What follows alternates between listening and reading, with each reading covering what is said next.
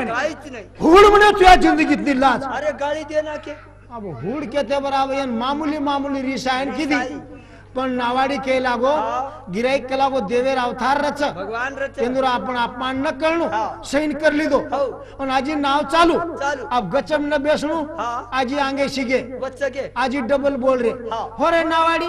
तुला कुठं भजन कीर्तन पोथी पुराण काही ऐकतं की नाही म्हणे नाही म्हणे साहेब नाव चालवतो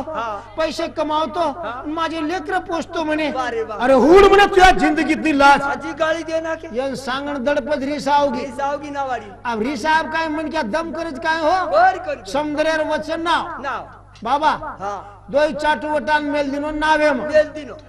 आणि होटो मुंडो फेरन चौकाशी किदो साहेब सामू काय को साहेब हा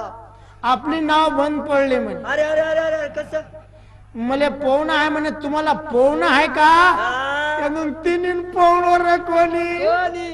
अरे म्हणे आम्हाला पोवणं नाही ना अरे हुड म्हणा तुमच्या जिंदगीतली लाज हा हा हा एका जोडाम शे हुड वाढत छ हा कती तरी मन क्या कमी छ